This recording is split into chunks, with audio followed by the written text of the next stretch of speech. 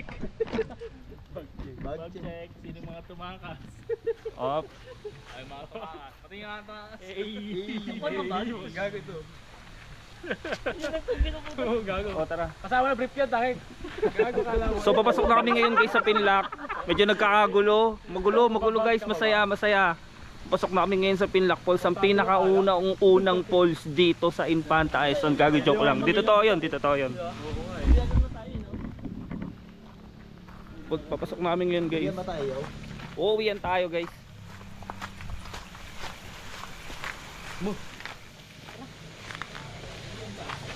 Ay, tanong ka na dyan sa lokal yun.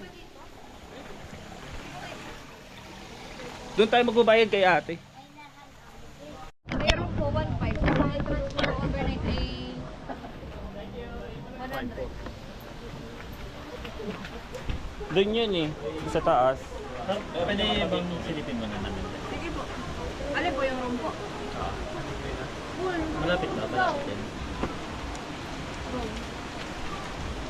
Yung pang overnight. Ito yung mga suspect Pag may guys. cottage kayo na pwedeng overnight. Wait lang. Ano masasabi mo ang sabi nila hindi overnight? Ito lang po. Nabiktima ako kasi may pasok ako bukas. Sa taas eh. Tapos tinatanong na nila kung magkano yung rate ng overnight. Hindi naman matulog sa katayo. Pwede naman po. Tulog manok na. Feeling ko matututo ako mag-drive pag nanakaw ko ng susi mamaya tapos tatakas ako mga 3 AM. Joke lang, hindi totoo yun. Check mo na daw. Ay, yung pulang bubong na yan. Ito Paps oh. Push na push yung hindi yung may ano daw oh, push na push pa siya guys. Kung nakikita nyo lang, siya yung nagtanong actually. Nandun yung vibes pare oh, sinasabi ko kasi naunahan tayo. Ito kasi pang overnight to. Pulang na daw. Ito 1, 2. ayun o. Di lang, may ano naman tayo. May bag naman tayo na ano.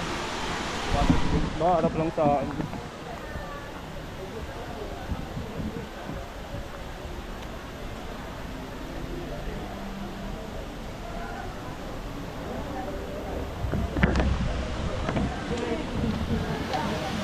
So guys, so kabuuan ano.